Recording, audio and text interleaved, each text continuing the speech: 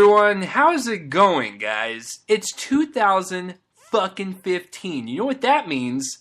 A whole nother year of this. You thought that you were gonna get away from everything. You're just like, Chase is done.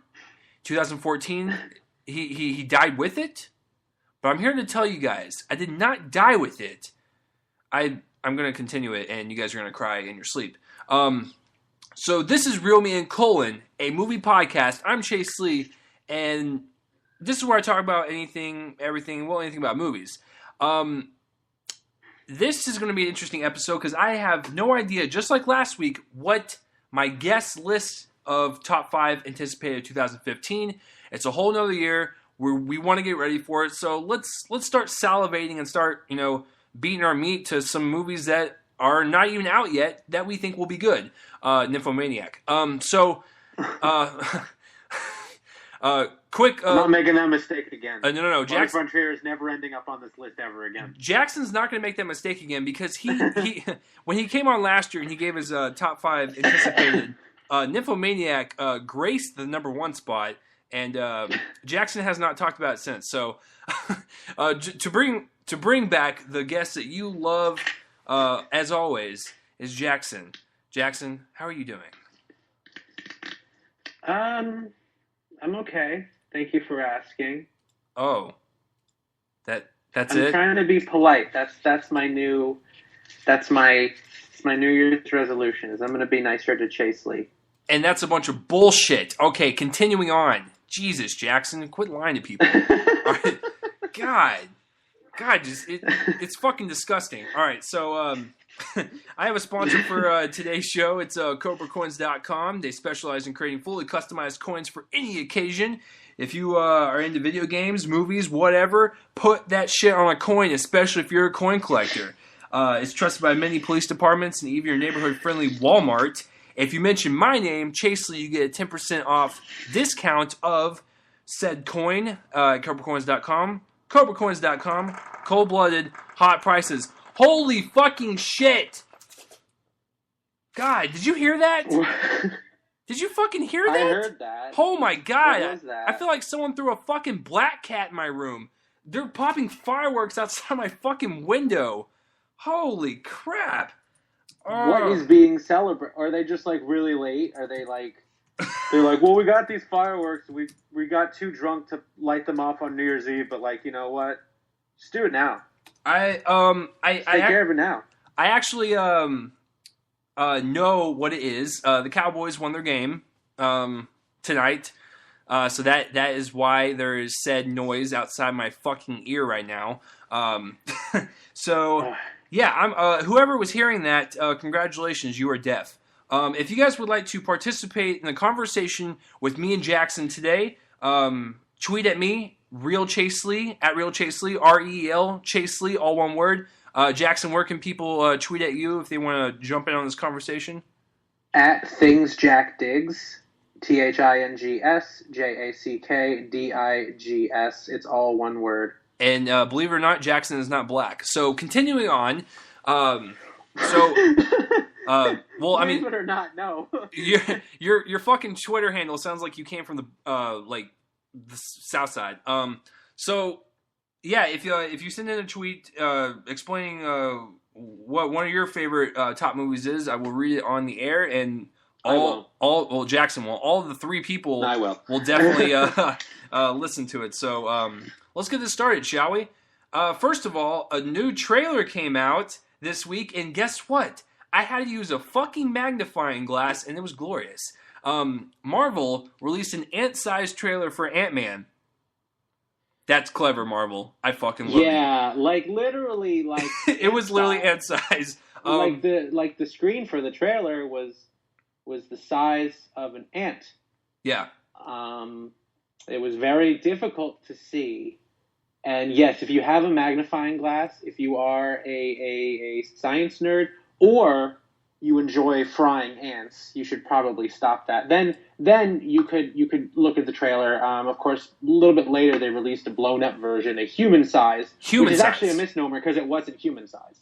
No, it was actually I would say I was iPhone size for me. Well, it was midget baby size for me. So I mean, there's different sizes, I guess. Depending on where you watch it. True. I mean, I watched on my my small television, so it was like equivalent to a midget baby. But I mean, tomato, whatever the fuck. So, anyways, it's a teaser for a teaser. I'm not a huge fan of those things, but I like the footage. I like Paul Rudd. Let's do this. I am actually really excited for Ant-Man, and it's one of my most anticipated for the year. However, it's not on my fucking list.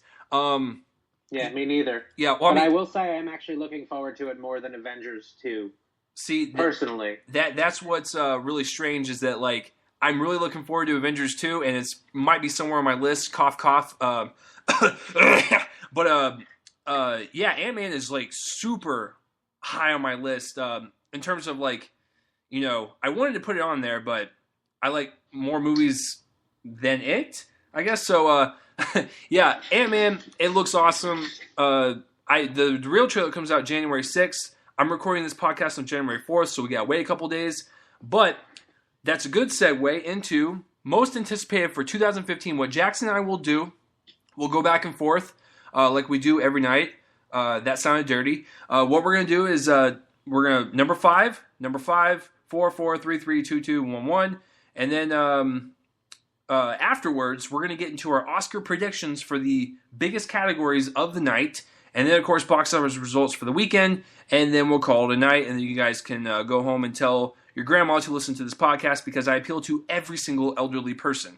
So let's get started with my honorable mentions for my list. These did not make it my top 5, obviously, but I really want to see these. I'm going to go over them real fast.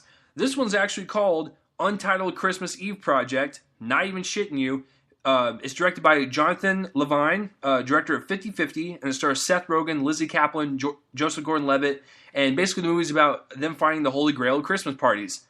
You guys know that I like tickling Seth Rogen's ball sack every now and then because I worship the guy. So I will definitely see this, and I'm looking forward to it. It does not come out until November, so what the hell, Seth? Release it on YouTube like you did with the interview.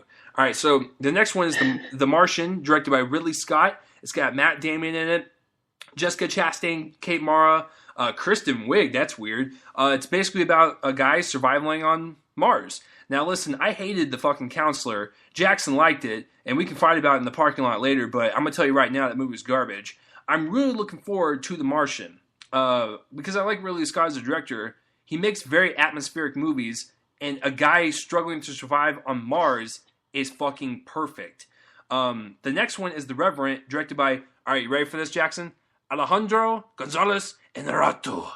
That it sounds like a really like lazy bullfighter, I guess. Like he sounds like the guy that like the third string bullfighter. Did I pronounce that right? It's Inarritu. Oh my god! But I'm not going to judge because it's a new year. Oh shit! That was fucking terrible. Okay. Anyways, it's basically a revenge movie set in the 1820s. It's got Tom Hardy, Leo DiCaprio.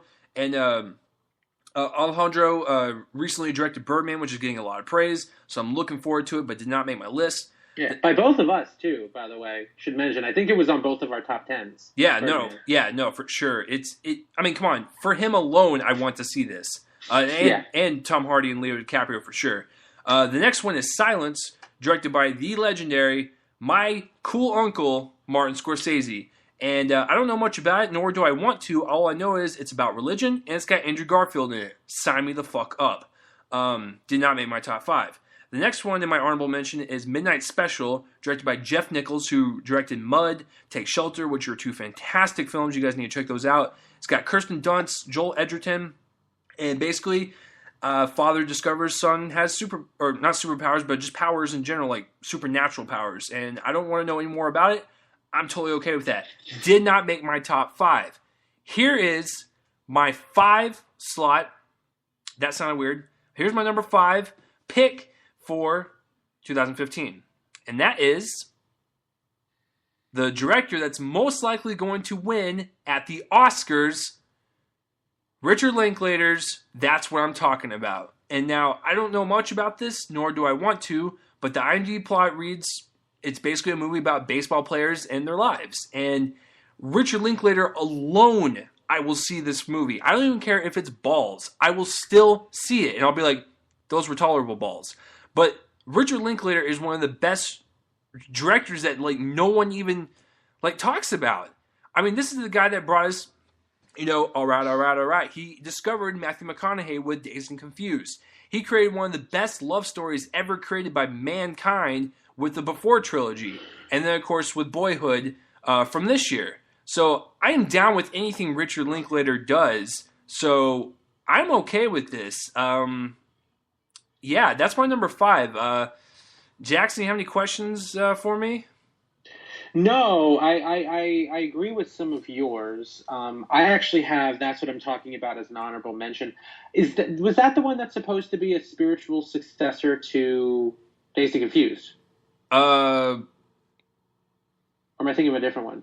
I think he said the next one. I thought it was That's What I'm Talking About. See, I don't know much about the films that I have on my list. I just know that they're from directors that I like. Yeah, no, that's what I'm saying. Like, I literally know nothing about it, and IMDb is very picky with their plots, and so I just know it's about baseball players, and so if it is, right, that's really cool. It'll be Linklater's chance to make a movie about baseball that doesn't suck. Because he tried once before, and he just didn't really hit it the way he didn't hit the home run. Yeah, it was not a home run. Ladies and gentlemen, it is 2015, which means more shitty jokes are on the way. Richard Linklater, dude, I'm totally down for it. What is your number 5, Jackson? Well, I have some honorable mentions as well. Okay. I have 71 by Jan Dimanche, which is which I mainly want to see because our friend George saw it at New York Film Festival. Oh, yeah. He was raving about it. He was raving Jack about O'Connell, it. Who I just saw in Unbroken earlier today. Guy's going to be a star. He's a great actor. It's about a British soldier that is sort of left behind by his unit during a riot in Belfast. Yeah. And so he has to sort of survive the riot, I guess. Supposedly it's a year before Bloody Sunday. I'm not sure if they're referring to the event in history or when U2 dropped that album. Either way, I think it would inspire some sort of rioting. But that just looked interesting to me. That's actually the only one on this list that I can think of. Maybe one other one that's not based on the director, me liking the director. Yeah. Because I'd never heard of this guy. I also have Crouching Tiger, Hidden Dragon 2, The Green Legend, directed by Yuen Wu Ping, who was the choreographer on the first Crouching Tiger. He also did the Matrix trilogy. He did the fight scenes in Kill Bill. He did Man of Tai Chi, which is one of my favorite martial arts films of the decade so far. So granted, it may not have the same emotional center that sort of Ang Lee's really good at bringing with movies like Brokeback Mountain and Life of Pi and even the original Crouching Tiger. But I think it will be a pretty kick-ass action movie. Yeah. Because, I mean, that's a really good resume. Kill Bill, Matrix. Oh, and he did Drunken Master? The 70s Jackie Chan movie, the one that like made him super huge. I always get Drunken Master, Drunken Legend confused. I think it's Drunken Master. Yeah. Maybe he did Drunken Legend. I have no idea what I'm talking about. Anyway, I also have Demolition, which is the new Jean-Marc Vallée film.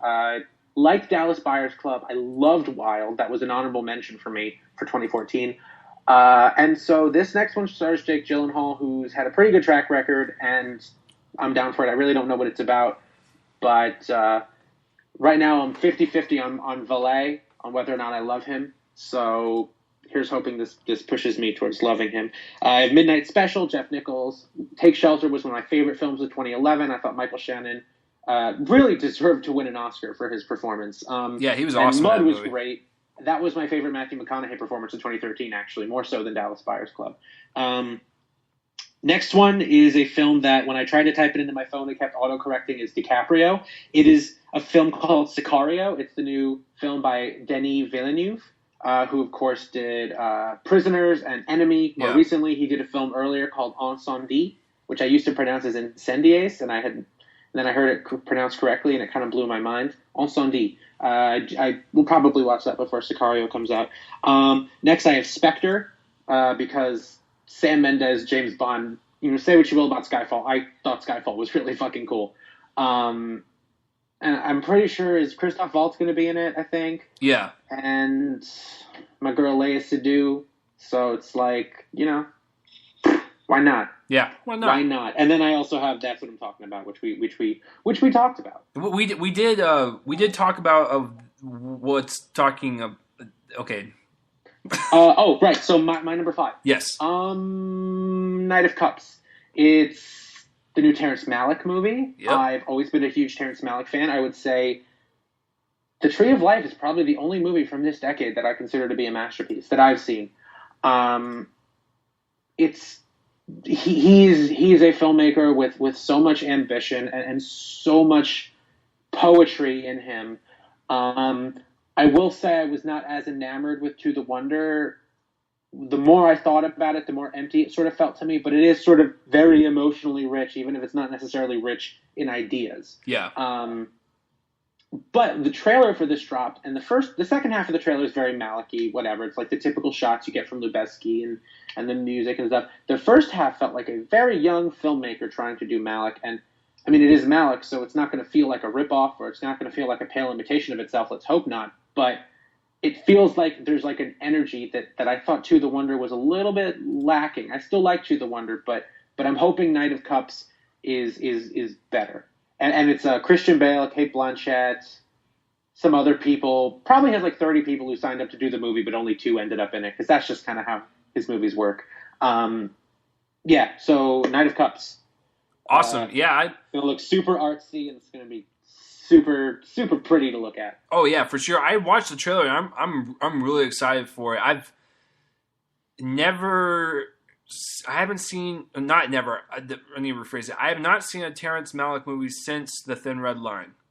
But I am looking forward to this, and I need to check out The Tree of Life soon, because it is shot in my native homeland right now. So I'm very curious to see how Terrence made Texas look. And I've seen the trailer of The Tree of Life, and it looks really cool. So I'm down for Knight of Cups. That's a great choice. So my number 4 is What We Do in the Shadows. And this is the mockumentary comedy from, how do you pronounce it, Jackson? Jermaine Clement? The Fly the Conchords guy? Jermaine Clement, I think. Jermaine Clement. And so he co-wrote and co-directed this movie. It looks so funny. Like, I love the trailer. I love non-American humor of anything outside of our country. I really like British humor. I like Australian humor. French are actually really funny too. But like this one, it looks really funny. Like, it looks really original and really fresh. And I actually really like the trailer a lot, and I'm really looking forward to it. And it's something I didn't really kind of pick up on until like the end of festivals of last year. Like, people were kind of talking about, like, this is one of the funniest movies you'll see. One of the funniest movies at the festival for sure. I don't know much about it.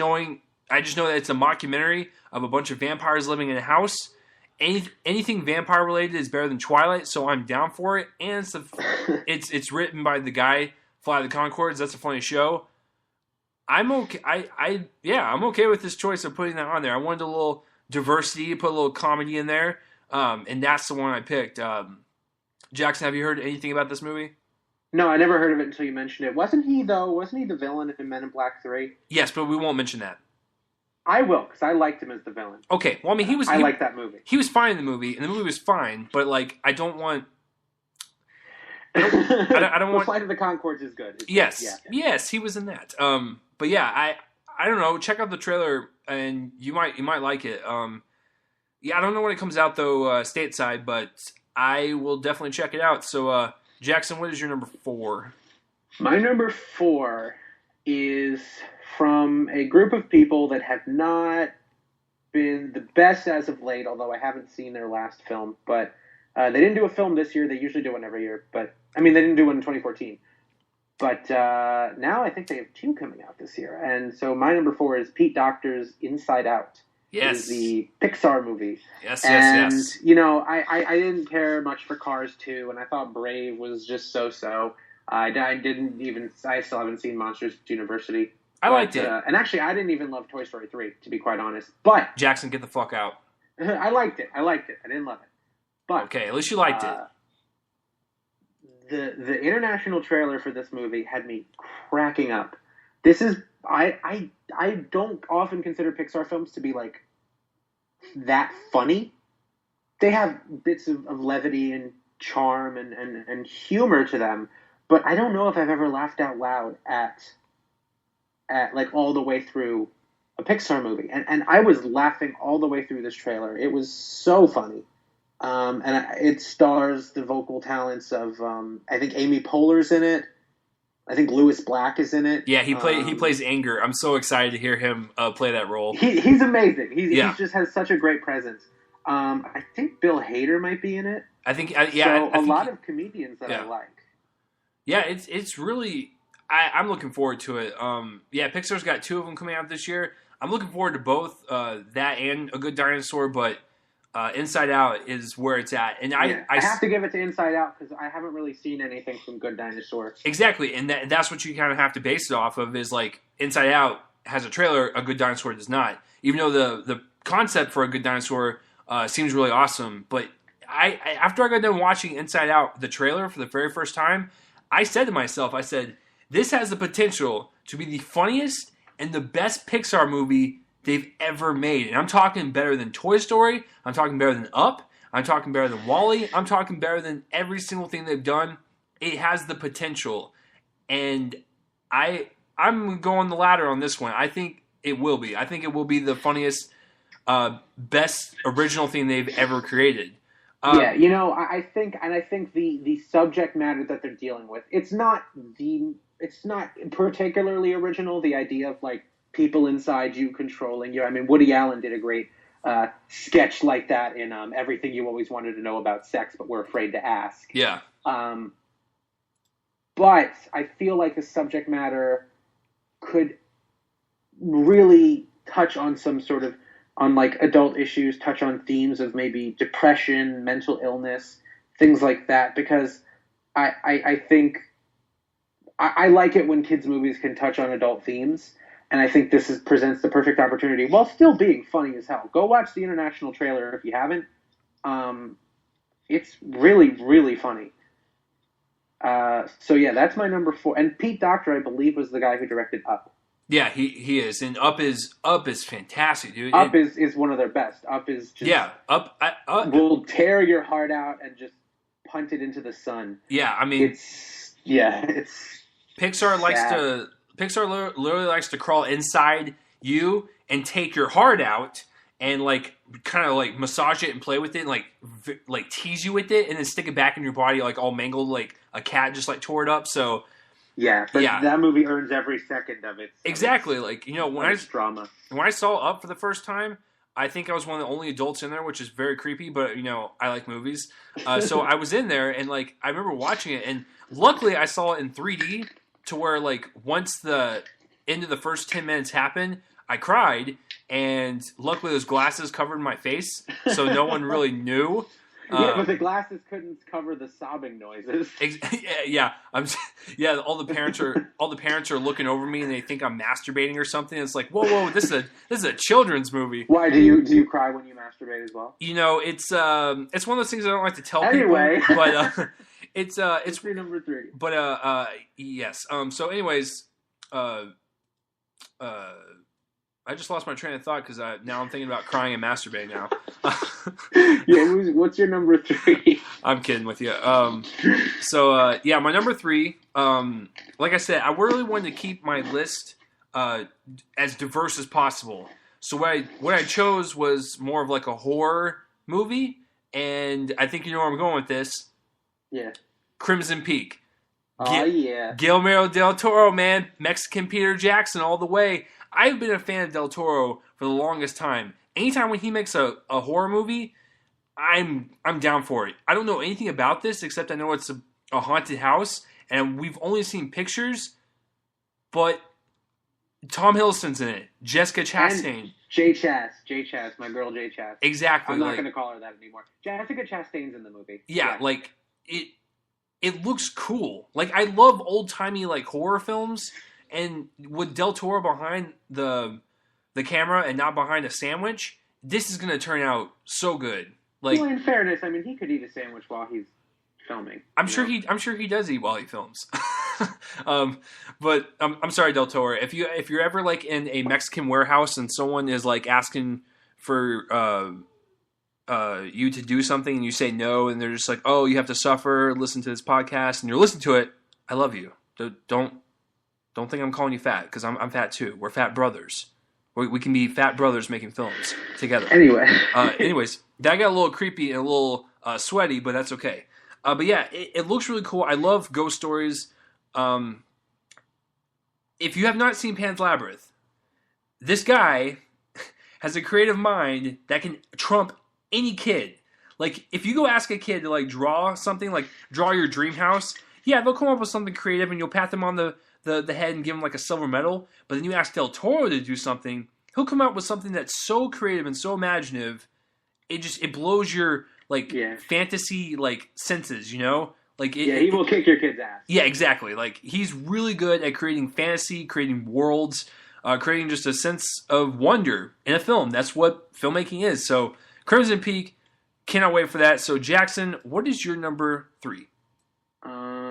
Crimson Peak was a good one. It sort of reminds me of like a Vincent Price. Yeah, exactly, right? Horror film. My number 3 is The Hateful Eight, because I like westerns and I like Quentin Tarantino and I like when stuff blows up and blood goes everywhere. I think most people do. It's cool. It's cool. It's got a great cast. It's I think Samuel Jackson's in it. Of course. Bruce Dern, Amber Tamblyn, Walton Goggins, who's very underrated. Did I say Bruce Dern? Yeah. Bruce Dern's in it for multiple scenes. So Bruce Dern's in it again. I don't remember. Michael Madsen's in it. I think Tim Roth is in it. So it's a lot of the classic Tarantino guys, some new people. It's another Western. Django Unchained rocked. Oh yeah, it's fantastic. It's an awesome movie.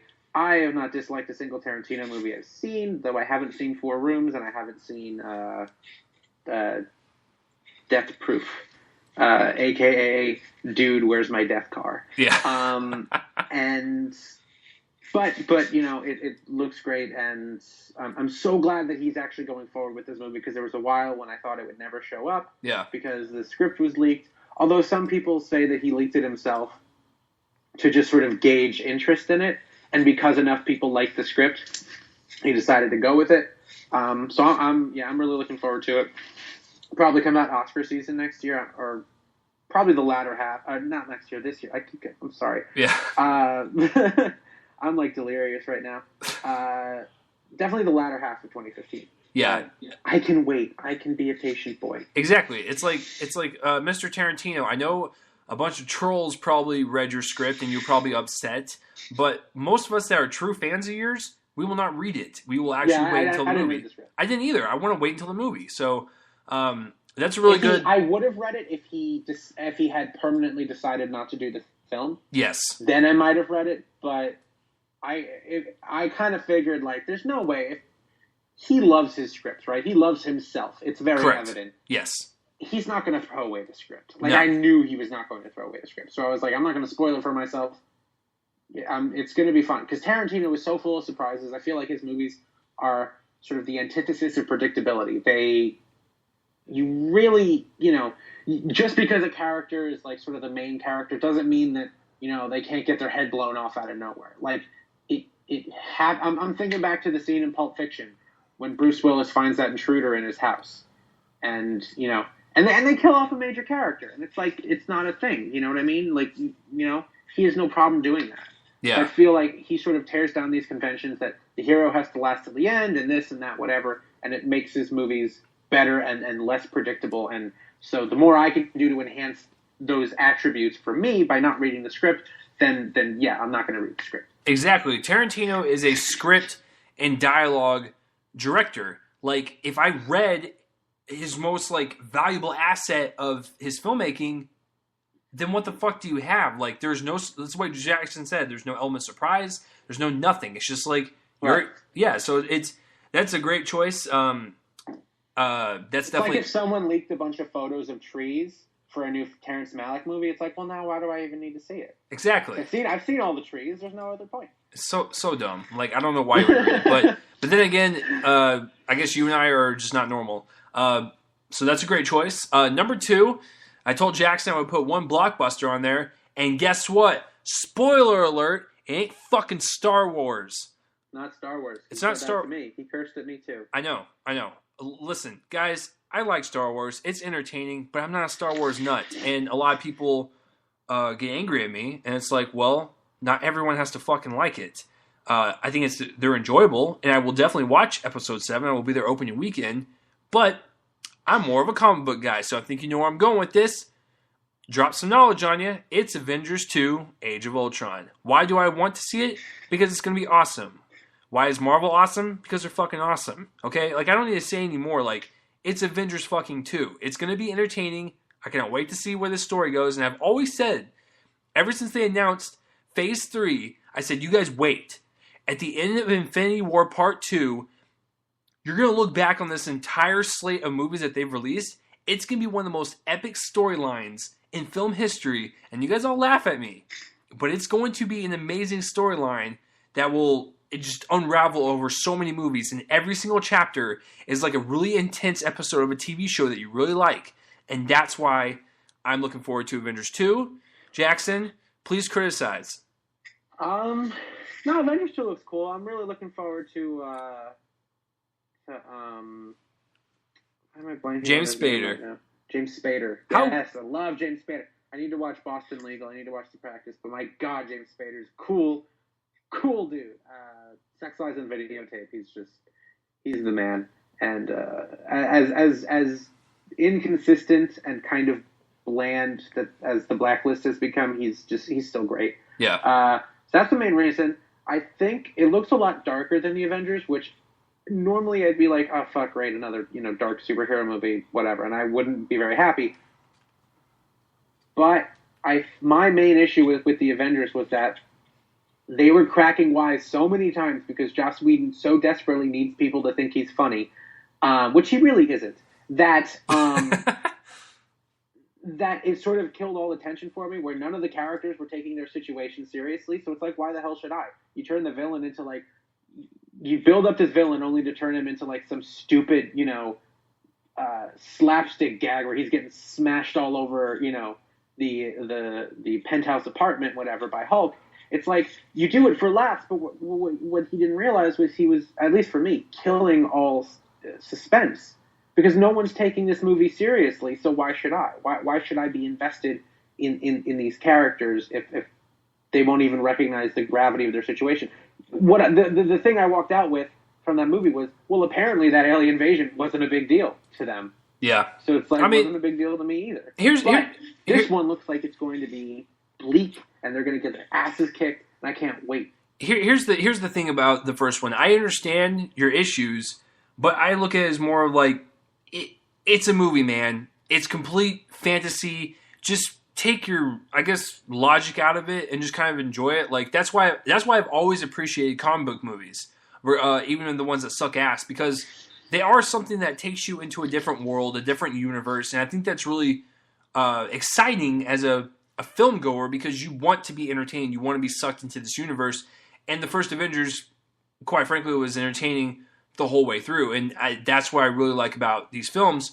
But it is really nice the turn that they're taking, because Captain America Winter Soldier in Phase 2, it did such a delicious turn where it just became this dark thing, and like that's where barely even a superhero movie. Exactly. Like that's what's fantastic about it, is because it's taken this dark turn, and I feel like all the ones in like Phase 3 are going to take this turn, and that's what's great about this. And so, but yeah, Avengers 2. I've been watching the trailers so much lately. Like I actually memorized all of James Spader's lines in the trailer.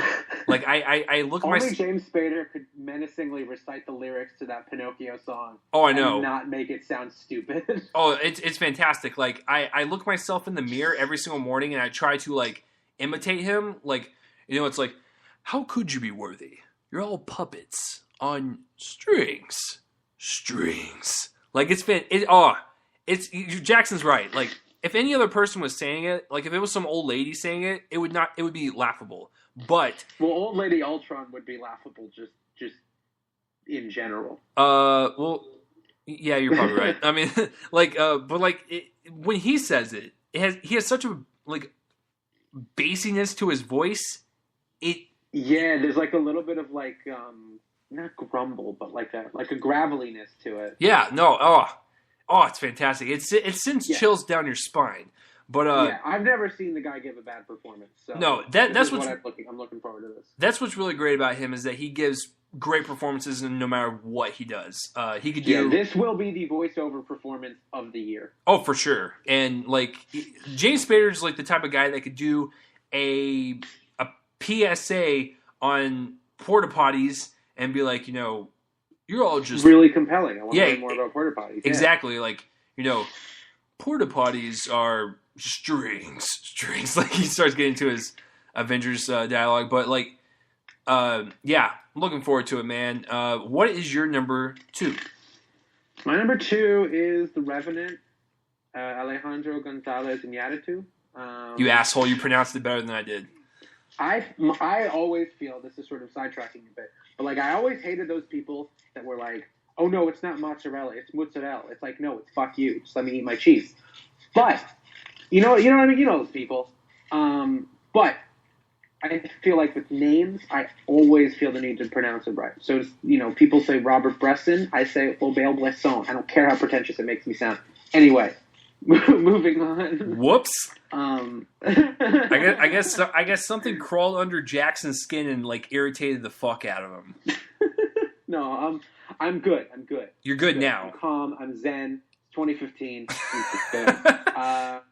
So yeah, I mean, I love his trilogy of death. I think Amores Perros, and I went into him. I went into his filmography when I discussed Birdman last week because that was like my number 3, I think, of 2014. So Birdman's great. Amores Perros, best foreign film of the century that I've seen. Babel's great. 21 Grams is great. Beautiful, probably great. The Revenant, it's Tom Hardy, who's great, and it's Leonardo DiCaprio, who's great, and it's a bunch of writers and directors who are great, so it's going to be a great movie. I have no idea what it's about, but I'm down. I'm so down. Exactly. Like all it is basically a revenge story set in the 1820s. But Jackson, what the fuck are you doing over there? What? You're making so much noise. What are you crumbling up a piece of paper? Like, what are you doing? I don't know. I'm not crumbling up anything. It sounds like you're crumbling up like a piece of plastic. I'm not. I swear. I would never lie to you. Oh man, yeah. I don't know what that is. If you guys can hear it, please. Is it okay now? Yeah. I guess maybe just like when you're like moving around or stuff, it might just be like whatever it's rubbing. I guess. Oh yeah, no, I'm coated head to toe in bubble wrap. That's probably okay. Okay, I was just wondering. Yeah, I didn't know. I wasn't crumbling anything up. I didn't know what that was because you're trying to like explain the movie to people and like it's just like a. I was excited for Revenant even before I was excited for Birdman. So that should tell you something. Yeah. Now I'm even more excited for Revenant because of Birdman. Anyway. I said anyway. Anyway. Anyway. Okay. So yeah, The Revenant, it looks good. Yeah, sign me up. So my number 1 is actually Jackson's number 3, and that is The Hateful Eight. I loved Django. Like, when I went to the theater, I sat down, and I parked my fat ass in that seat. And and Tarantino took me on this ride like he normally does. It's a very pleasant ride, a very gentle ride. But then it gets really harsh and ridiculous. His movies are so entertaining, it's almost absurd. Like, the dialogue, the characters, the writing, the direction in general, the way it's shot, the music choices, the way it's edited, and the pace of the film, and every single thing that he does, he makes damn good entertainment. And that's what The Hateful Eight is. It's going to be damn good entertainment. It's a Western. I'm more excited to see Bruce Dern in it. Bruce fucking Dern, because when I saw Nebraska from last year, I was like, oh wow, Bruce Dern's back. I really want to see more of him. And the fact that he's in The Hateful Eight with Quentin Tarantino, I'm totally down for it. Yeah, I love Westerns. I love revenge films. This is going to be one for the ages. It's going to be damn entertaining. So I can't say any more about it. I love me some Tarantino. So, yeah, Jackson, what is your number one most anticipated of 2015 that isn't Nymphomaniac? It's Nymphomaniac Part 3. Yeah. She has even more sex. Yes. No. Well, Django, I should say, I remember I went to see that a couple days after Christmas, 2012, and my friends and I went to like a 10 o'clock screening, and I was thinking, oh God, I'm going to be way too tired to enjoy this. Because it's like 3 hours long. I think it might be the longest movie he's made, assuming you don't count like both Kill Bill movies together. Yeah. Which you shouldn't, because they're distinctly labeled Volume 1 and Volume 2. But yeah, and time flew by. Was not bored a second. My number one was actually an honorable mention for you. This guy is probably my favorite living director. Martin Scorsese's Silence. There you go. I think originally this was supposed to be well, first of all, this doesn't even have a guaranteed 2015, but it's like probably 2015 Oscar season. I actually wrote that down on my paper, and I'm glad you said that, because when you look at it on IMDb, it does not say when it's being released, but you can just assume, since it was shot last year, that it will be released this year unless something goes wrong. So, yeah, I had to point that out, because like I remember putting that on my paper, but I was wondering what you were talking about, and I was like, oh yeah, I forgot that it's a maybe. Yeah, it's a maybe, but it's a probably. Yeah. It's a definitely maybe. I know that was one. I think he was contractually obligated to make that his next one by the production company. Yeah. Like they were going to sue him if he did not make that next. Oh, God. But it's not like the sort of thing where it was like he did want to make it. It's just it wasn't, I don't think, the next one he planned on making. Yeah. Because I know he has a Sinatra biopic he was still planning on doing with DiCaprio. Then he had The Irishman, which was De Niro, Pacino, and Pesci. Oh, God. And we may get those, we may not. In fact, I think after Silence, I think the Sinatra biopic will be the next one. But who knows? But anyway, Silence. Originally was supposed to star Daniel Day-Lewis and Benicio del Toro. Two fantastic actors. Never disliked them in anything. They're supposed to play Jesuit missionaries, I think, going from Japan to America. They were on a mission. That's what I know. It's not those two actors anymore. Unfortunately, it is Andrew Garfield and Ken Watanabe. They're more than capable. It's not going to be as good as if I think Daniel Day-Lewis and Benicio del Toro were involved. Yeah. But, you know, I think Andrew Garfield's a good actor. I think David Fincher got a great performance out of him in Social Network, and I think Scorsese's an even better director than Fincher. So that'll end up well. And Ken Watanabe is super underrated. I mean, he's the man. And I think also Liam Neeson's in it, who I'm trying to remember if he's ever worked with Scorsese. He was in Gangs of New York. Gangs of New York was cool. I like Gangs of New York. Yeah, Gangs of New York's badass. Anyway, this is my excitement for this is mostly because I've never disliked a Scorsese film I've seen. Still have a few left to see. I still have, I think, the Nick Cage one. I still have Kundun. I still have a few documentaries, Boxcar Bertha, New York, whatever. But yeah, this guy is my second favorite director of all time. The first being Ingmar Bergman. But he is my favorite living director because Ingmar Bergman is no longer with us. So yeah, Silence is my number one most anticipated, and here's hoping for an Oscar 2015. Oscar season 2015 release date. Yeah, I really hope so. So, guys, you honestly, like, you could look at me and Jackson's both, like, our number ones. Like, it's Tarantino and Scorsese. It's hard to, like, say, no, this one's going to be better. They're both going to be good. No, mine's definitely going to be better. Well, I mean, Jackson always thinks that he's right, but in reality... No, I'm pretty sure I'm right. No. We both have good lists. Like, if you guys have not heard about these movies, please check them out because they are all going to be amazing, from amazing directors and amazing talent. Please check them out. But Jackson said Oscars 2015 for the show to be 2016. But let's pump the brakes there, sir. Let's talk about the movies from last year to have the show this year. So what me and Jackson are going to do is we're going to do Best Picture, Best Actor, Best Actress, Best Supporting Actor, Best Supporting Actress, Adapted Screenplay, and Original Screenplay. And what we're going to do is we're going to say who should win, who will win, and if me and Jackson were in charge of it, who we would actually be Best Picture, period, or Best Actor or Best Actress, whatever. So wait. Can I just say something real quick? No. I'm kidding. I'm kidding. I'm gonna say it anyway. I'm kidding. Sorry, buddy. I just got a message from our friend Joseph who said that we should look at the comments of the podcast. I think you should. That's what I said. There's comments? I was like, what? There's fucking comments? I was both shocked that there was a comment section and that there were people to leave comments. Holy shit. What does it say? Are there any racial epithets? Joseph has... Read these to me. Please read these to me. See, okay, listen, everyone that's listening right now, here's the deal. I have a little chat bubble when I go live, but here's the deal.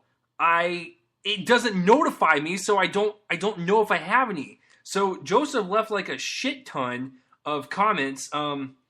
Here's the first one. Do you guys even fucking look at the comments? Joseph, hold on. I Christ, you're baiting. Okay, it's just him. No racial epithets. I'm not that interested, but you can still read it. Yeah, exactly. My cat hasn't seen Pulp Fiction yet, and you spoiled it. How fucking dare you? Oh, man. Dude, why hasn't your cat seen Pulp Fiction yet? I know, that's weird. Joseph, come on. But yeah, it's... Guys, I apologize. Like, the chat system on this website, as much as I love the website, it's balls. So anyways, Jackson, let's get... So thank you, Joseph, for letting me know. I will definitely check it every 30 seconds just for you, buddy. Yeah, by the way, Joseph, your comment about drinking beer, I don't like it. You shouldn't be drinking beer. You're too young for that. Only Jackson and I can drink beer while we do the podcast. Do you want to start with screenplay and we'll work our way up? Oh, yeah, that's right. We were going to do that. Oh, whoops. No, I got it. You start. I got to pull mine up. Oh, Jackson, you scared the shit out of me. I was like, wait a minute, we talked about this. All right, no, we did, and then I was like, oh, I'm going to go to the website where I have all my stuff. And I never went. And, oh, man, I fucked up. Okay. Jackson, you start. I'm going to pull them up. You done fucked up, sir. All right, so for original screenplay, this is what I have. Who I think should win, Boyhood.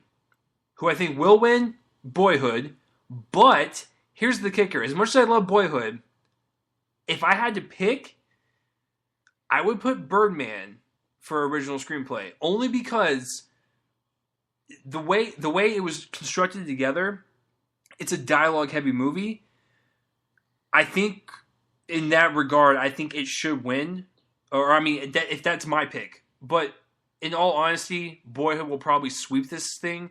But I don't know, Jackson, what do you think about original? Original. So, this is what I have. I'm stalling. I definitely think Boyhood and Birdman are getting nominated.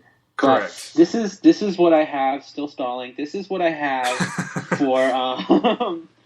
for best original screenplay. Still stalling. For best original screenplay, I have Boyhood, Birdman, Foxcatcher, Grand Budapest Hotel, and Selma. Those are the 5 nominees. Okay. I think of them, it's gonna be either Boyhood or Birdman, and part of me I think it's gonna be Boyhood. Yeah. But out of those nominees, I'd say Birdman's my favorite of the bunch. So you and I, if it were up to me, I would go. Yeah, I'd say even like out of all the movies I've seen, even though Whiplash had an original screenplay, I think I like Birdman's screenplay more, even though I like Whiplash as a film more. Yes. So yeah, I'm rooting for Birdman, but I think it'll be Boyhood, and those are the 5 that I think. So I don't have to stall anymore. This is great. So basically, you and I actually agree. Like, this is the first time we've ever... Yes, I agree more than you do, though. But that makes no sense. I'm agreeing more than you do. Just.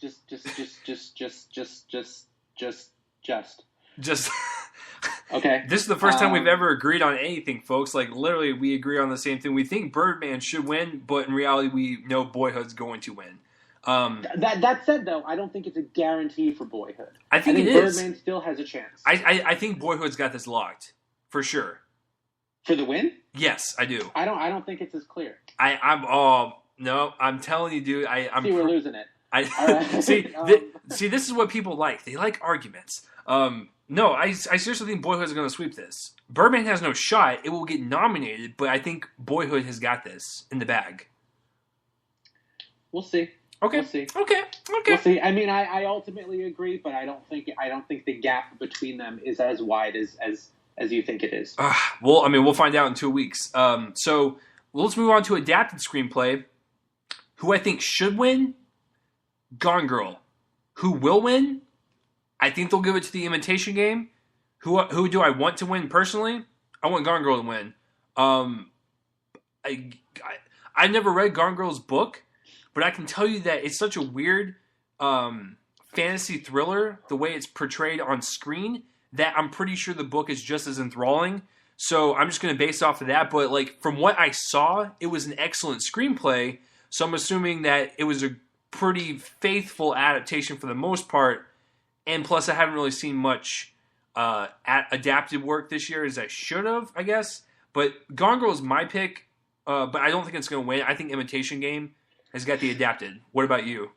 So what I have for the nominees is I have Imitation Game, Gone Girl, Theory of Everything, Wild, and believe it or not, Unbroken.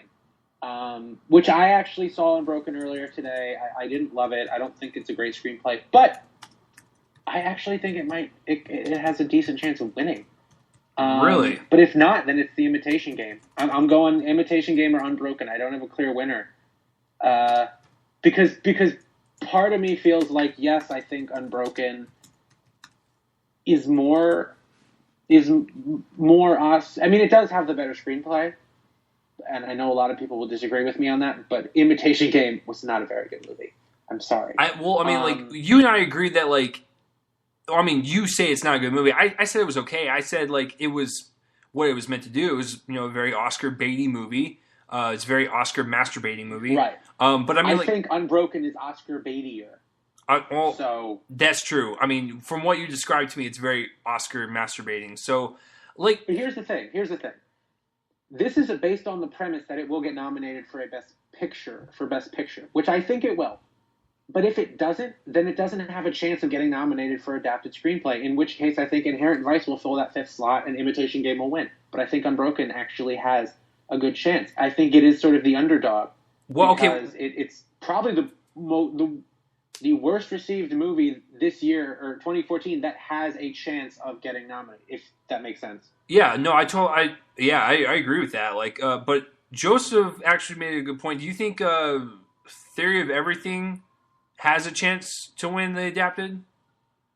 Well, okay, so what I'm looking at right now, what I was pulling up, what I was stalling to get, was my predictions on goldderby.com, which is a good... and so these are the odds that they have. They have Unbroken at 8-1. They have Imitation Game at 13-5. Gone Girl at 14-5. Theory of Everything at 9-2. Wild at 12-1. And I'm pretty sure what you have to do is you have to add the second number to the first number, and then divide the second number by that combined number. Okay. So like Wild 12-1 would be 1/13. And then whatever percentage you get, that's the percentage it has to win. So Unbroken being 8-1, that is, what is that, a ninth? Yeah. Maybe I'm doing this wrong. And then Imitation Game being, the fuck am I doing? You know what? I don't have time to teach a math lesson. The point is, I think it'll be either Unbroken or Imitation Game. Yeah. But I'm guessing Unbroken, just because. See, the cool thing is that it does all the math for you. Yeah. And holy shit, Unbroken moved down. Damn. Maybe it's the Imitation Game. Imitation Game. Yeah, dude. We spent too much time. Yeah, everything I said out of this. You can edit this, right, Joseph? You didn't hear anything. Nobody listening live heard anything. All the stuff before this, I said the Imitation Game. Joseph said the first thing I said. Joseph said that you're making his head fucking spin. All right, so Yeah, no, I think Imitation Game's got that locked. Even though I personally want Gone Girl to win. So best supporting actress. Listen, in my 59 episodes of doing this, I'm going to sound like a complete jackass and a sexist. But I don't remember any performances supporting actress-wise that have stood out to me to where I actually have a list to pick from. The only one I can definitively say supporting actress, Keira Knightley from The Imitation Game, I guess. So I feel really dirty right now, and you guys are probably raging right now. It's okay. I'm not sexist.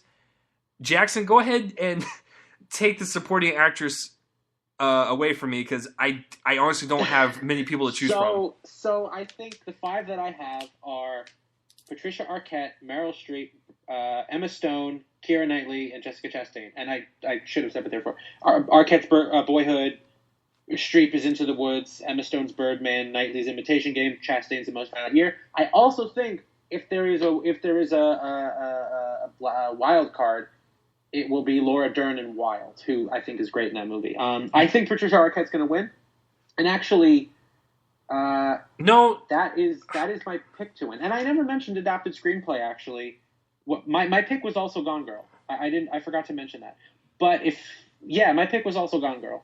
Well, what I thought the best adapted screenplay was. Yeah. For supporting actress, Patricia Arquette all the way. Not only out of the nominees, but for the year as a whole. I think she was the best supporting actress. Okay, before you continue, that makes a lot more sense. Like I don't know why I was blanking on supporting actress. Guys, listen, I do my show notes like 2 hours before I start this thing. I sat there for 2 hours and I couldn't think of anyone. But he's right. Patricia Arquette's got this in the bag. For sure. I'm telling you, dude, Gold Derby. You should sign up. This isn't a commercial for Gold Derby, but if they want to give money, they totally can. That's cool. I'm cool with it. I take traveler's checks. I take PayPal deposits. Whatever. Just let me know, Gold Derby. But what about it really is a great site for all sorts of predictions. The Emmys, Oscars, Grammys, Golden Globes, even like TV shows like Top Chef and like Project Runway. They have stuff if you're into that. So I know you're a big Project Runway fan, so I think. Oh yeah, for sure. So Jackson just got sponsor money from them. Ka-ching. Yeah, Joseph mentioned Carrie Coon from Gone Girl. I actually really liked her in Gone Girl. She was great. Yeah, I would love it if she was nominated. I don't think she will be. Yeah, no, I don't think she will be either. Even though she was fantastic. And then Patrick. Oh my God, Melissa Sozin. So from Winter Sleep. Oh, yeah. I liked her in that. I thought she was quite good in that. I mean... Oh, listen, I didn't see the movie, so I have no idea what the fuck you guys were talking about. But, anyways, I'm not ignorant. You should see the movie so you can join in the conversation. Exactly. I'm not ignorant. Like a fool. I'm not ignorant, but... I'm not ignorant. A little bit ignorant. It's okay. But, do you wanna go to supporting actor? Oh, come on.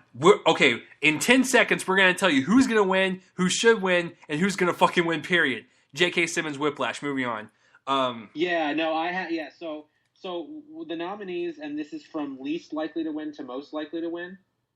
The nominees are... it's Robert Duvall... Edward Norton, Ethan Hawke, Mark Ruffalo, J.K. Simmons, and I totally fucked up the order. I actually think Edward Norton has the second best chance, but it's going to be J.K. Simmons. And I think if there's a wild card among them, it's going to be Tom Wilkinson for Selma. But those I think for a while he had a better chance than Duvall, but I'm going Duvall now. Which is actually, I mean, I wouldn't personally nominate it, but it is a strong performance from Duvall in The Judge. It's not a great film, but he's very good in it because he's Robert Duvall. He's Robert fucking Duvall. Duvall. Like when you watch a movie and the performance is so good, you can smell it. You're just like, this is the win. This is the win for best whatever. And as soon as I walked out of Whiplash, I was like, not only did that movie blow me away and like rattle my testicles in like the best way possible, but J.K. Simmons is going to win. Like he just is. And so J.K. Simmons is going to win. We are calling that right now. That's not anything that's new. Moving on to Best Actress.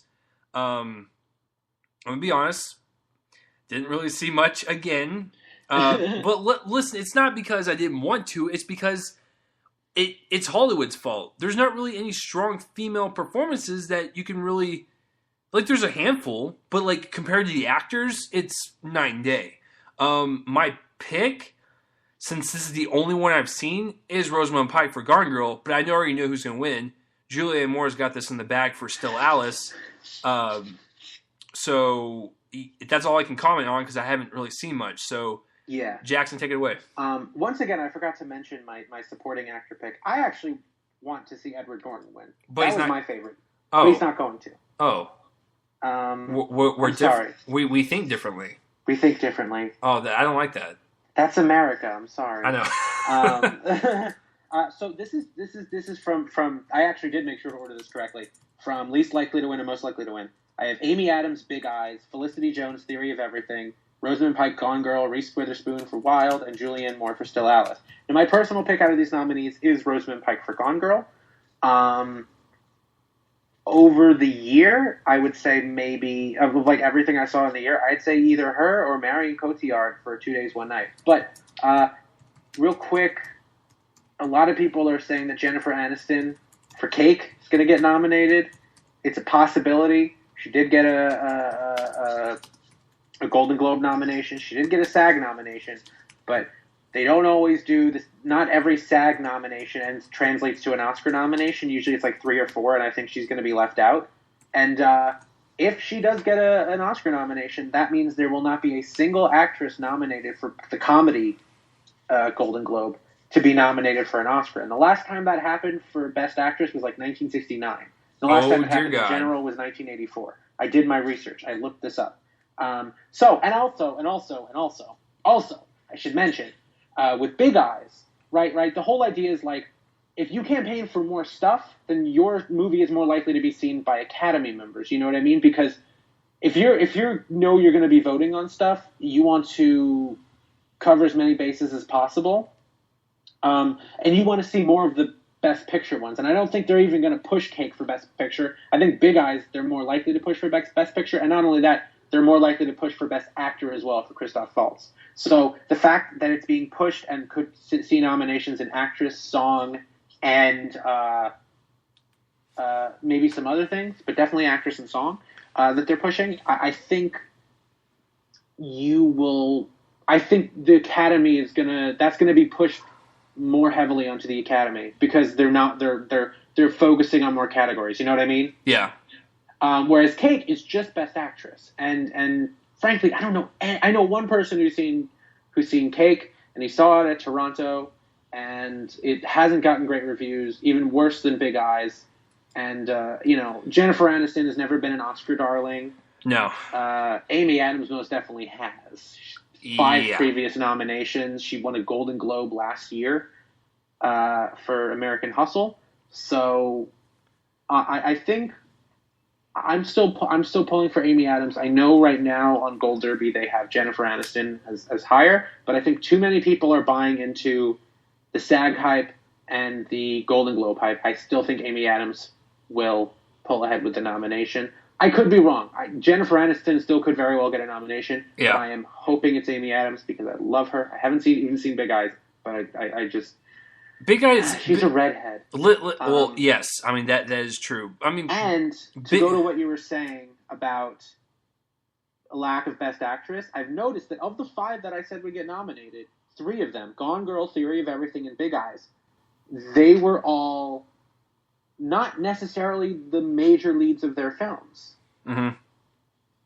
Ben Affleck was the subject of Gone Girl. Maybe Amy Adams and Big Eyes, you could say, but there was still Christoph Waltz, who was a pretty big part, and Felicity Jones obviously is sort of second fiddle to Eddie Redmayne. So in a way, you're right. These Best Actresses are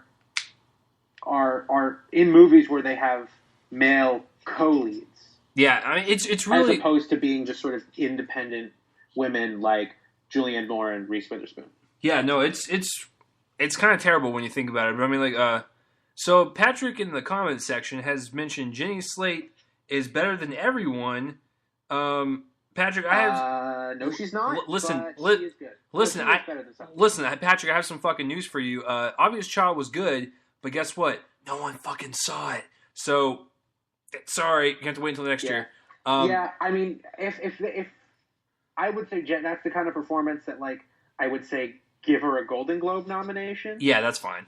And I did like her more than Felicity Jones, but the other ones I don't think she was better than. But I did think it was a strong performance.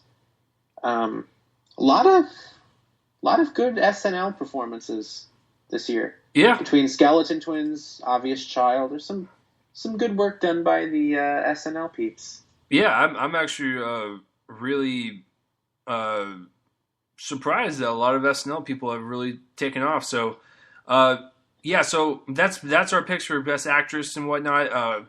Yeah, we gotta move on. So Best Actor, so this is where I actually kind of split. Who I think should win, Keaton or Carell. Who I think will win, Redmayne or Oyelowo. Who do I want to win personally? Steve Carell, hands down. Foxcatcher was definitely one of those ones you will definitely remember, and that's why he's my personal pick. But I seriously think it's Redmayne's game from Theory of Everything or Oyelowo. So, Jackson, what do you think? I think, well, right now what I have is I have Cumberbatch, Carell, Oyelowo,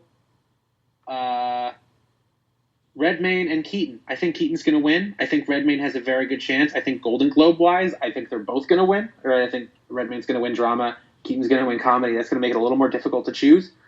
But Keaton is a veteran, and Redmayne, he was great. He was great, but he was not doing anything that we hadn't necessarily seen before. And I bought every second of his performance, but it was my left foot. It was Daniel Day-Lewis in my left foot. Keaton, I think, his performance is much more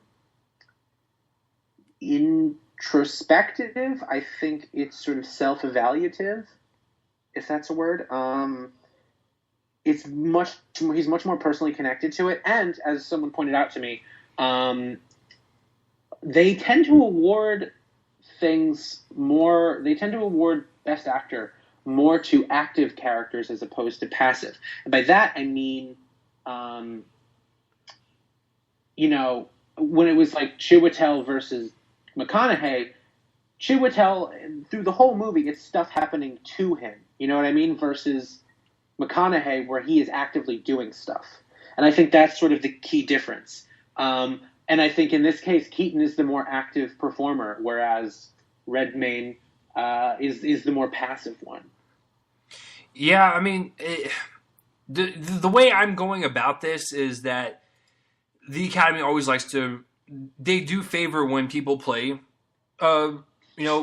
huge public figures. And so I think, I seriously think that Selma is going to come up out of nowhere and fucking take some awards. Like, I think this might be one of them. I'm really not positive as to like who's gonna get it, but I'm not gonna totally mark him out. Oliwello. So I don't know, man. Best Actor is really tough. Like once the Golden Globes happen, we'll kind of have a better understanding of like where like I guess voters' heads are. Yeah. So I mean, I don't know. Best Actor is tough, dude. I don't know if the Globes are necessarily the best. Because there's no overlap. Like the SAG Awards are better for that sort of thing because the people in SAG will also vote in the Academy. But the Golden Globes, the Hollywood Foreign Press Association, is a bunch of journalists. They're not voting in the Academy. They're not voting in the SAGs. True. But for me, out of the nominees, I thought Carell was the best. Well, no, for sure. I put him as like if I were running this joint, I would put Carell winner hands down. If I could pick out of everyone, though, I would go with and Patrick will like this. Haluk Bilginer from Winter Sleep was just remarkable. Well, I'll definitely have to check that out because you guys keep mentioning it. But yeah, it's just like I said, once we figure out what the nominations are in a couple weeks, it'll better kind of understand. But it's nice to start talking about this because the best actor, once again, just like last year, is fucking heated against 2 or 3 people. So I don't know. We'll find out. So for best director, who I think should win. This is tough, dude. It really is. Like, who I think should win. Fuck. I gotta go tie. I honestly it's going to be Birdman or Boyhood. It really is, and like it's tough to. Fuck. Okay, I'm gonna give it to Linklater. I think he will win. Who I think should win. I'll give it to Linklater, and then if I had to pick, it's almost like I want to give recognition to Birdman as well, but I know only one can win, so fuck it. I'm gonna go with Linklater. I think he's got this. Just for the sheer fact of what he did, even though Alejandro did something incredible with Birdman as well, so I think they will go Boyhood for the latter. So, what do you think? So I have David Fincher for Gone Girl, Morton Tildum for The Imitation Game, Anna DuVernay for Selma, Alejandro for Birdman, and Linklater for Boyhood. I think Boyhood will win Best Director. I want Iñárritu to win, and if it were up to me, dude, fucking Damien Chazelle. Know what I mean? Yeah, here's my thing about Whiplash, guys. I know for a fact, outside of like some technical awards and maybe J.K. Simmons, it's not going to get nominated for anything else. What I really, if anything, since Miles Teller is not going to be looked at, which I think he should, but he's not, if they at least get best editing, I will feel complete. Because that was one of the best edited movies of the year, hands down. I want Damien Chazelle, the director of Whiplash, to get nominated. He's not going to. I want Miles Teller. He's not going to. It might get Best Picture. Probably not. It's not going to get anywhere near any other award. But if it wins Best Editing and J.K. Simmons gets Best Supporting Actor, I'll feel completely fine with it. Because I just know that the Academy is going to snub Whiplash like a motherfucker. So I want Damien Chazelle to be on the Best Director list. But you and I both know deep down he's not. So it's not going to happen. Yeah, I really wish he would, but it's just not going to happen. But yeah, I think Linklater's got it in the bag for sure. But it is, you have to give Alejandro some recognition too. It's not like he did something very easy. So they're both fantastic directors with fantastic films. But for the sheer fact that it was 12 years in the making, Linklater's got it, man. The Academy loves that shit. They're going to make it happen. So, I mean, think about it. Look at last year. Alfonso Cuarón won for Gravity. And that was a technically advanced movie. Boyhood is in the same category. It's like a very technically advanced way of storytelling. Filming short little films every 2 weeks during a summer for 12 years. That is something the Academy is going to take a hold of. He's got this. Like, he's going to win this. There's no doubt about it. I'm glad he's actually going to win something for one of his movies because he's a fantastic snub. Patrick in the comment section is #SnubLink2015. We'll see. But yeah, for sure, Linklater's got in the bag for directing. I've gone on this long enough. Let's move on to the Best Picture. Who's going to win? Boyhood. Who will win? Boyhood. But I want to win? I want Whiplash to win. I think Whiplash is the best film on my list of the year. It's not going to get even anywhere close to Best Picture, but that's my pick. Jackson, what say you for the Best Picture slot? So I have, and I'm not even doing this in any order anymore, because that just wasn't as fun as I wanted it to be. Boyhood, Birdman, Imitation Game, Selma, Unbroken, Gone Girl, Theory of Everything, Foxcatcher, Whiplash, and Grand Budapest Hotel. I do think Whiplash has a decent chance. The one I think will win, Boyhood. Probably Birdman has second most chance. I think Selma has a good chance, but I do think it'll be Boyhood because of sort of how revolutionary it appears to be. If it were up to me, yeah, probably Whiplash. Although Life Itself was my favorite of the year. So, yeah, that's Best Picture. I think it's going to be Boyhood. It's kind of funny because it seemed like for a while everyone was saying Unbroken, and then Unbroken actually. I know, right? Like, ooh. Yeah, no, it's like three different Oscar bait movies in one. It was fantastic. Like I remember, like people were talking like this is gonna be the next big thing. It's gonna be fantastic. And then once all the reviews started coming, I was like, oh, we should probably take a step back and really look at this. So yeah, I mean, I still think it'll squeeze by with a nomination. That's all you were gonna say. I thought you were gonna say something else.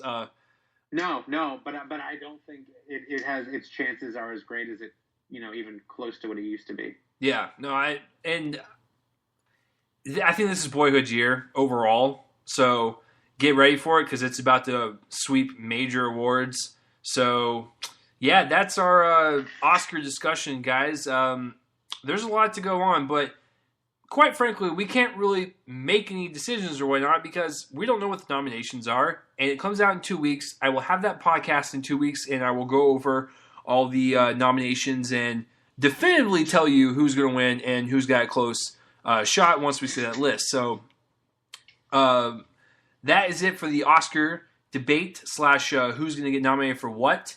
We went over our top fives for the evening. Sorry this went on for a little long, guys, but this was a very important episode. There's a lot to be packed in. So if you guys stuck around for it like Joseph and Patrick did, the only two people probably listening right now, thank you for listening. Before we sign out, though, Jackson's going to try to guess the top 5 for box office results for the weekend. Patrick would like us to reread our top 5 for the year. He does make a good point because we haven't said anything in like the past hour. Anticipated? Yeah, my top 5 anticipated. Number 5, I have That's What I'm Talking About, Richard Linklater, baseball movie. Number 4, What We Do in the Shadows, mockumentary about vampires. Number 3 is Crimson Peak with Del Toro, Mexican Peter Jackson. Number 2 is Avengers 2. And number 1 is The Hateful Eight. Jackson, go ahead and recall your list again. Mine was... God, I don't even know if I can recall it. Mine was... I don't even remember 5. 4 was Inside Out. 3 was Hateful Eight. And 2 was The Revenant. And 1 was Silence. And yeah, I honestly, for the life of me, cannot recall what my number 5 was. Okay, so Jackson... I legitimately can't. I'm like totally... Wait, hold on. I definitely wrote it down. God, good for you, Jackson. Knight of Cups. Oh, yeah, that's right. All right, so... yeah, that's our top 5. Yeah, that's what we talked about for like the first 100 hours. Again... and then so we have to do box office, and then I have to quickly find my charger so my phone doesn't die. Okay, that's fine. So Jackson, try to guess the top 5 box office results for the weekend. Okay, I'm going to read them out, and then I'm going to mute, and then I'm going to go get my charger, and then you can serenade me while I'm doing that. All right, sounds good. With the results. Okay, I'm going to say 1, Into the Woods. 2, Unbroken. 3, Hobbit. 4, the Black Woman in Black. Whatever it's called. 5, I have no idea. Okay, so you got 1 right. All right, go ahead and mute. All right, so number 5 is Night at the Museum, Secret of the Tomb. That's what I meant to say. Okay, so Jackson got 2 of them. Yeah, so number 5, Night at the Museum, Secret of the Awesome Tomb, I guess, with 14 million. Right now, domestically, it's got 89 with a worldwide total of 180 on a budget of 127. You guys know the rule. Double it. And that's what you need to break even because, theaters take percentages away. So you need to cover your ass with that. So it's losing a lot of money. Congratulations. Number 4 is The Woman in Black 2, Angel of Death. I'm glad I didn't see that piece of garbage. All right, it made $15 million for the opening weekend, and its budget is not available, so good luck with that. It probably made its money back because it probably cost... Budget was $500. Yeah, it was... Budget was $500. I know that for a fact. So basically, you heard Jackson crash into a trash can. Number 3 is Unbroken with $18 million. Its domestic haul right now is 87, worldwide 94 on a budget of 65. Yeah, it's almost about to break even. Number 2 is Into the Woods with 19 million. Its domestic haul, oh Jesus Christ, 91 million with a worldwide total of 97 on a budget of 50. So it's actually about to break even very shortly. And then number 1 is The Hobbit, obviously. 21. I would have expected those to be so popular. I know, right? 21 million for the weekend. Its domestic haul is 220 with a worldwide of 722. It's doing fine, guys. It's not in the red at all. Yeah, they're making enough money to justify 5 more. Exactly. So, and then if you guys are wondering, Shitty Annie came in at number 6, so good for it. Let's Question. see. Yes. Can I change my guesses? No. Okay. Jackson. So I think I disagree. I think I should be able to, but it's your podcast, so true. I mean, but Jackson we just won't come on anymore. Sorry. Okay, so apparently I pissed off Jackson. So everyone say goodbye. Wave to him. Bye. Bye. Yeah, no, that is the list for the week. Obviously, when you come back on, you can try to guess again and guess wrong. So, yeah, that will do it, guys. Whoops. Jackson, go ahead and say your Twitter handle one more time. It's at ThingsJackDiggs. ThingsJackDigs. It's about things I like, things I don't like, things that maybe I middle like. This podcast I middle like. Well, I mean, Jackson doesn't like me. Period. I just I blackmail him. Yeah. All of that's true. That's my Twitter tweet page for the tweets. Okay. Everyone follow the crazy Jackson. He is crazy. So apparently Patrick says you like dicks. That's nice. So I'm glad that this has never been proven. I'm glad this is a very classy and family oriented podcast. You fucks. So if you guys want to follow me on Spreaker here, just do that. I'm also on iHeartRadio. You guys can find me on there. I am not on iTunes yet. I don't know how to do that because I'm not technically advanced, but like most people that are smarter than me. If you guys want, Grandma could get a podcast on iTunes. We'll work that out afterwards. Exactly. So if you guys want to subscribe to my YouTube page where you want to look at some random shit and totally just barf at what you're seeing, it's youtube.com/Shabutnik75, capital S, lowercase HABOTNIK75. I totally just fucked that up.